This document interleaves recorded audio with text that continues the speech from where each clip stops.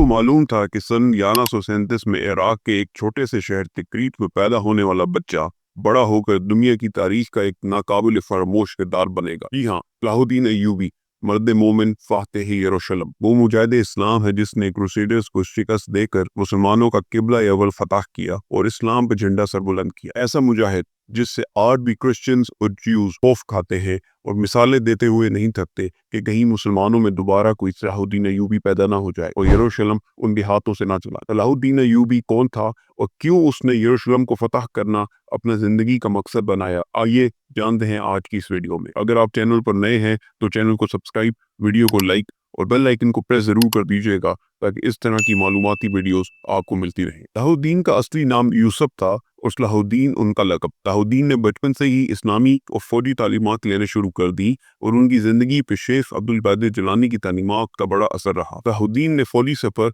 अपने चचा असदुद्दीन शिरकू के साथ तब शुरू किया जब नूरुद्दीन जंगी ने शिरकू को मिस्र में कायम एक कमजोर फातमीद हुकूमत और उनसे बरसरे पैका सलीबियों के खिलाफ जंग लड़ने भेजा। इस जंग में उनको फतह मिली। सलाहुद्दीन इस जंग में कामयाबी के कुछ अरसे बाद मिस्र के वजीर बने जब उनके चाचा शिरकू की वफात हो गई और यूं वो जंगी हुकूमत का कंट्रोल मिस्र पर बनाने में कामयाब हुए और नूरुद्दीन जंगी के अहम मशीरों में शुमार होने लगे। वक्त ज्यों ज्यों गुजरता गया तकदीर उन्हें यरूशलेम का फातेह बनाने के लिए रास्ते बनाती गई और वो बड़ी कामयाबी के साथ सलीबियों से कई छोटी छोटी रियासतें वापस लेने में कामयाब होते चले गए और नूरुद्दीन जंगी की निगरानी में मुसलमानों का एक जुज़वी इत्तेहाद उभरता गया। 1174 में नूरुद्दीन जंगी की वफात के बाद मुस्लिम इत्तेहाद की हुक्मरानी का सहरा सलाहुद्दीन अय्यूबी के सर सजा। इक़्तिदार मिलने के बाद सलाहुद्दीन ने एक एक करके शाम के कई सारे शहर फतह किए और फिर अपनी तवज्जो यरूशलेम पर मरकूज करी। उनकी जिंदगी का एक ही मकसद था और वो था सलीबियों से यरूशलेम की आज़ादी। वो इस मकसद को हासिल करने के लिए इतने फिक्रमंद रहने लगे कि लोग कहते हैं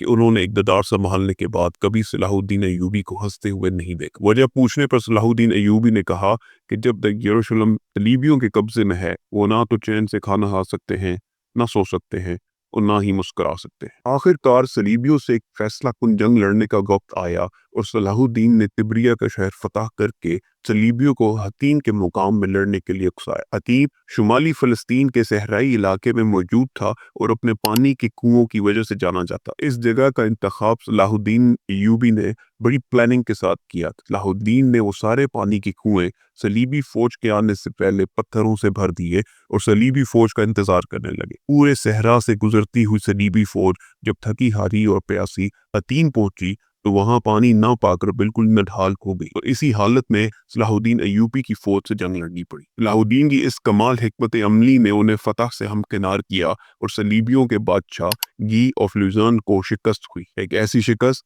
जिससे सलीबी दोबारा कभी अपने पैरों पर खड़ा ना रह सके और एक एक करके सलीबियों के सारे किले जिसमें रमल्ला, तिम्रिया, अक्का, अस्कलान, नेबुलस और गजा शामिल हैं, सब के सब फतह किए और फिर बारी आई यरूशलेम शहर की। 20 सितंबर 1187 को सुल्तान सलाहुद्दीन ने यरूशलेम का घेराव कर लिया और शहर की दीवारों पर मंजनीकों से आग की गोली बरसाने का काम शुरू किया। गोलाबारी की शिद्दत से शुमाल मगरबी हिस्सा कमजोर होने पर सुल्तान सलाहुद्दीन अय्यूबी ने सारी मंजनीकों का रुख उधर मोड़ दिया और दीवार का ये हिस्सा तबाह हो गया। दीवार के इस हिस्से के तबाह होने के बाद सलाहुद्दीन अय्यूबी की फौज ने शहर का हिसार टूटने पर सलीबियों पर यलकार कर दी। सलीबियों को शिकस्त नजर आते ही उन्होंने सुल्तान सलाहुद्दीन अय्यूबी से अपनी हिफाजत के एवज जंग ना लड़ने, मुसलमान कैदियों की रिहाई, फसलों को तबाह ना करना और तमाम मजहबी मकामात को महफूज रखना और घरों को तबाह ना करने की शराइत पर हथियार डाल दी। सुल्तान सलाहुद्दीन अय्यूबी ने एक रहमदिल मुस्लिम कमांडर का फरीज़ा बखूबी अंजाम देते हुए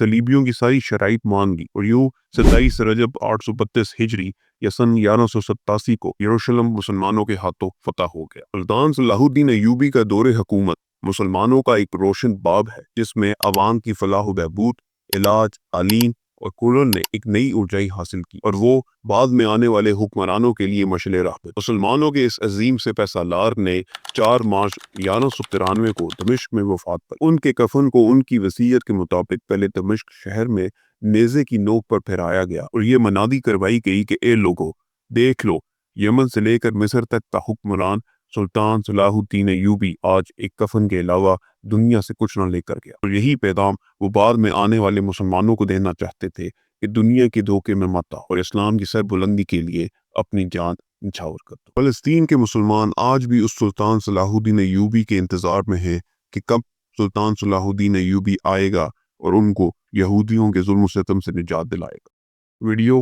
اگر اچھی اور انفارمیٹیو لگی ہو تو ویڈیو کو لائک اور چینل کو سبسکرائب ضرور کیجیے گا۔